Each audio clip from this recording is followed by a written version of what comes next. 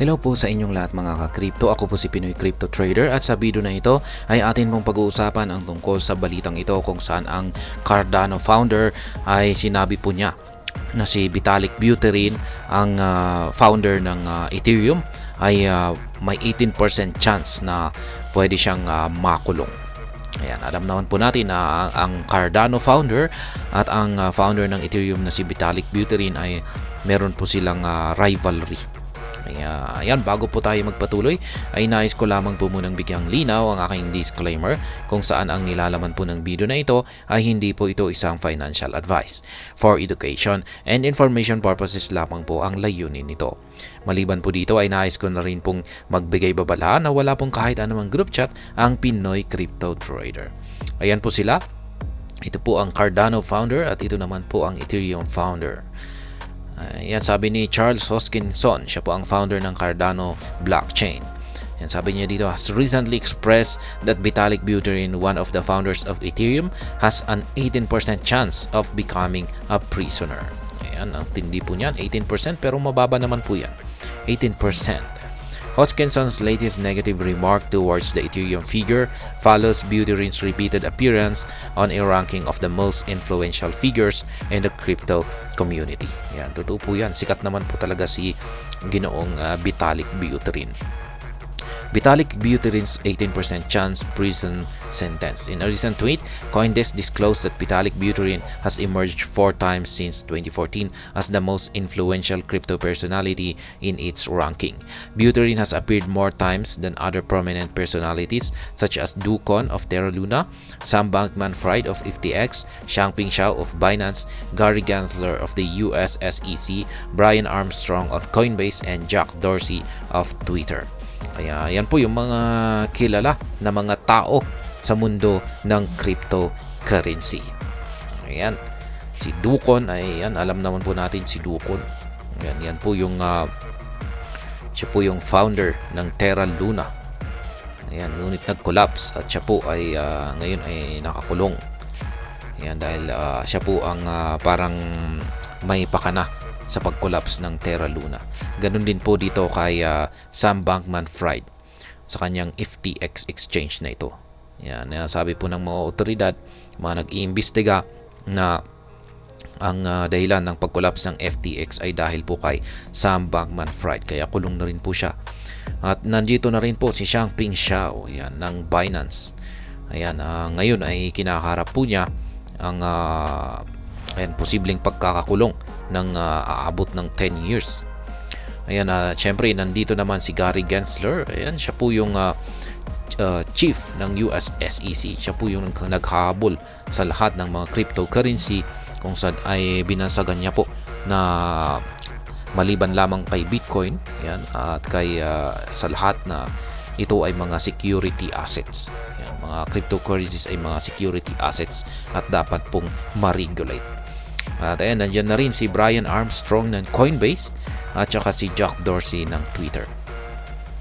Balaji Srinivasan, former Chief Technology Officer of Coinbase and the pseudonymous founder of Bitcoin, Satoshi Nakamoto, made 3 appearances on CoinDesk rankings.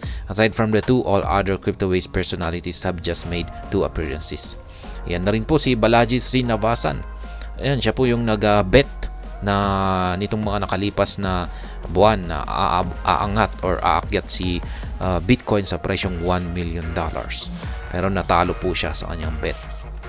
Ayan, nandyan na rin po ang pseudonymous founder ng Bitcoin na siyempre si Satoshi Nakamoto. Ayan, matagal na po siyang naglaho. Given Vitalik Buterin's repeated emergence, CoinDesk posted a question seeking opinions from the crypto community and whether Buterin would make the 5th appearance in the 2023 ranking. Charles Hoskinson weighed in on the conversation.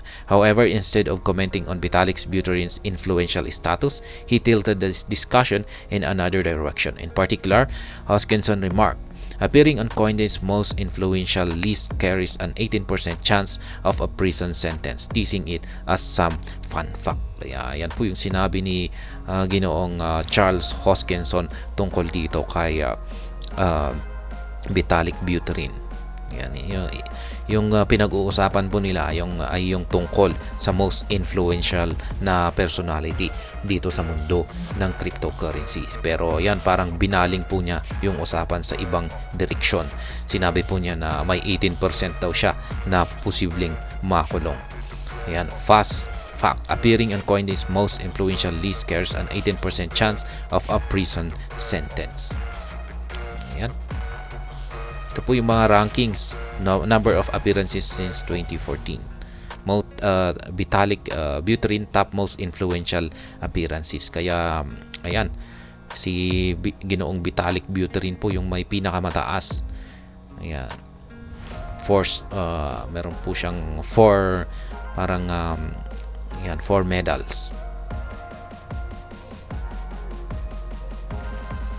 Notably, the founder of Hoskinson's 18% chance of prison is that of the 16 crypto personalities in the Coindesk ranking, 3 have devastating legal encounters with prison sentences in sight. 3 of 16 is 18.75%. Therefore, Hoskinson argued that each individual on Coindesk personality rankings has an 18% chance of facing a prison sentence. Ayan, 18% chance. Yung mga personality raw sa Coindesk. Crypto community reacts. Meanwhile, some crypto community members argued Hoskinson appears jealous because he has failed to feature in the ranks of the most influential crypto personalities. Crypto YouTuber Lex Blazer remarked, "I know Coindesk is biased against you, but damn, not even once. How many blockchain features has Cardano pioneered at scale?" Ayan. May mga crypto community naman na nagsasabi na posibleng nasabi lamang ni Charles Hoskinson.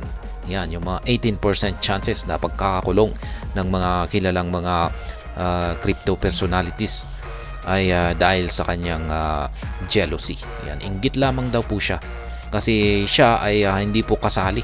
Hindi man lang nakasali sa mga most influential crypto personalities na listahan. Kaya yan.